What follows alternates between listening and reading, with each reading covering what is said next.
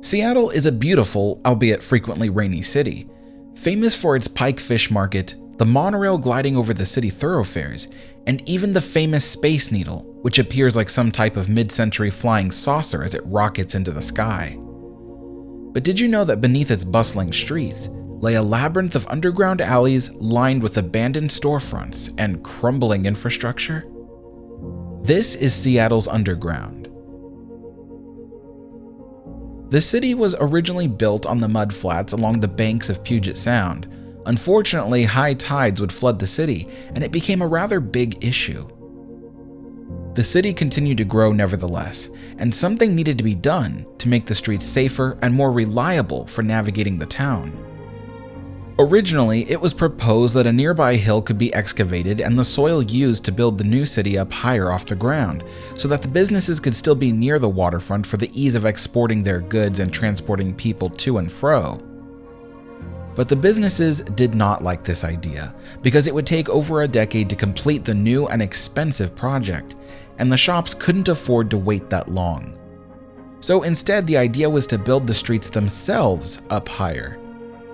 Stone walls were erected to frame the new streets, and then they filled the space up to the new street level. The original sidewalks were left as they were, and the area it occupied was enclosed by a roof made of steel beams supporting brick arches. This type of structure now supports the city's new elevated sidewalks. Businesses were expected to either raise their buildings up higher, or in many cases, move their shops and services to the second or third level of the building. So today, when you enter some of the historic buildings closer to the waterfront, you might actually be above the ground floor. For the buildings that were raised up, often they chose to create a new basement, and that is evident with these robust pylons that hold up the building. But for the other structures that instead chose to repurpose their upper floors as the new ground level business, they kept their former lower floors as a basement. There was even a brief period of time when the true ground-level businesses remained and pedestrians could enjoy shopping beneath the new streets, where they were shielded from the rain and bitter cold. Over the decades of the early 20th century, the underground was slowly abandoned and forgotten, to the point where some of the businesses no longer even used their old basement levels, and instead boarded up the stair access to the bottom. It is said that the underground was abandoned for about 5 decades before eventually some tourism businesses opened, taking visitors to sections of the underground they owned. The Seattle Underground is really quite fascinating because as you walk through these forgotten city streets, you can see real artifacts that were abandoned down here nearly a century ago, sealed up beneath the sidewalks. You will even spot piles of rubble left down here from a fire that swept through the city during the regrading of the streets. As we walk the old city streets, you can see areas like this where the street walls are on one side of the walkway and on the other are the old windows and doorways of the ground floor businesses, which are now only active on the new streets above us. In the 1950s and 60s, the city had come down here and started doing maintenance on the underground, which is why sometimes you'll see sections with concrete walls and brand new steel beams supporting the underside of the old ones. This was done only out of necessity, because perhaps that area was dangerously decayed and prone to collapse. But as we go further, you'll see areas that almost appear untouched.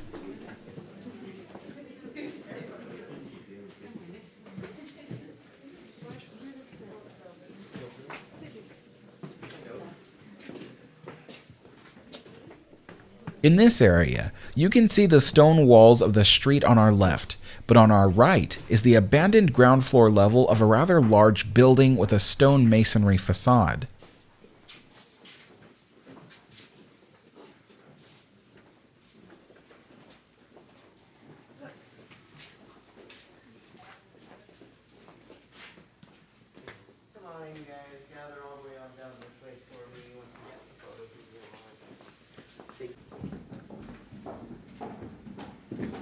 In places such as this, there is a large open area because perhaps we are walking through an alley between 2 buildings, or we are passing through the basement of another business.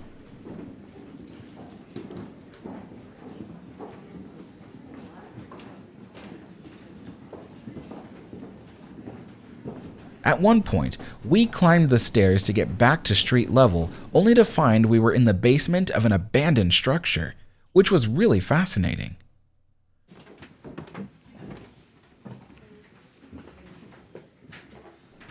There are spots such as this one, where on the left is the basement of a building still in use, and to maintain privacy and security, the old storefront windows have new walls built into them.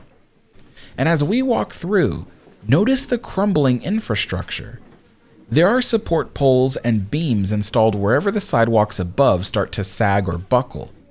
The repairs are often done by inserting a steel pole or lumber beam to assist the century-old structure, but there are very few places along the tour where modern engineering has replaced the original design, and I believe that is done intentionally to maximize preservation.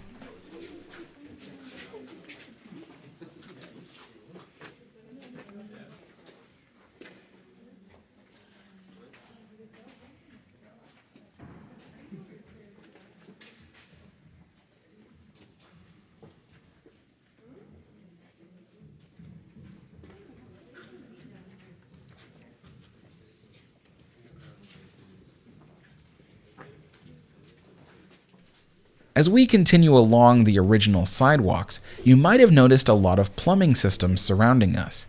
These are all city utilities that have been installed over the decades, and some of them are still in use, others left to rot along with the rest of the underground.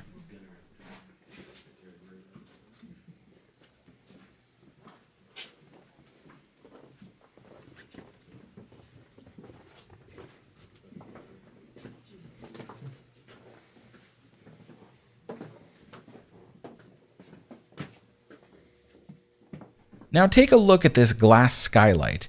There are a lot of these installed in the Seattle Underground. This was done for that period of time when the ground floor businesses were still in use, and pedestrians needed daylight to help them navigate the maze of masonry walls that surrounded them. Of course, they were welcome to go up top, but perhaps their favorite shop hadn't moved up there yet. These glass skylights remain today, and as you might have seen, people walk over them, blissfully unaware of the creepy labyrinth beneath their feet.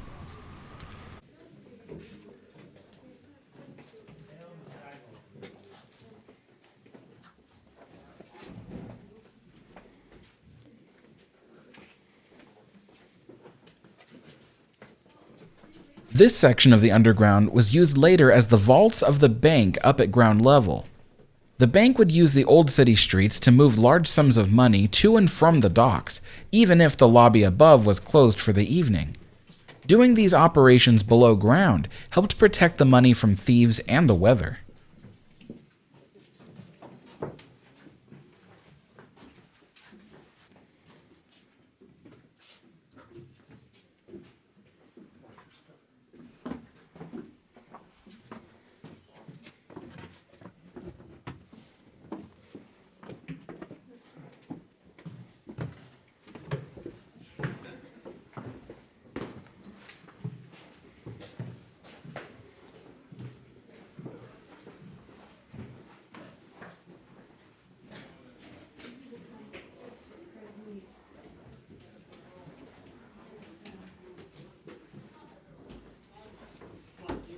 Now, one thing I didn't really film was how we crossed from one city block to the other.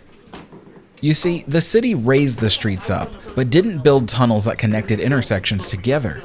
Therefore, when we needed to cross a street to get to the other side, we had to climb stairs back up to street level, cross the street, then descend another set of stairs on the other side. And this is exactly what citizens had to do back when the underground was still in operation. In this area, we are entering a very broad street corner at an intersection, and we can see the stone facade and front door to the business that used to exist here. It's so eerie to think that at one point you could look both directions and see blocks and blocks of cityscape, and then sunlight or rain would be hitting you as you went to enter the building. But over a century later, this street corner has been entombed under the city. I was only able to show some of my tour, and I only repeated to you a fraction of the full story. The tour I took was called Bill Speidel's Underground Tour, named after the late Seattle historian with a humorous candor. Though there are a lot of stairs to climb, I highly recommend seeing the underground for yourself. It's like a crumbling time capsule of a bygone era. Thank you for watching. Be sure to click the like button if you enjoyed the video, and subscribe for more content just like this. Thank you for watching, everyone. If you enjoyed this video, give it a like and comment below. For more stories on the architecture, engineering, and history of the Steam Age, make sure to subscribe. You can support me by either becoming a Patreon member or channel member, or you can help donate to my transatlantic voyage to the UK. Links and information are in the description below. Thanks again, and I'll see you all next time.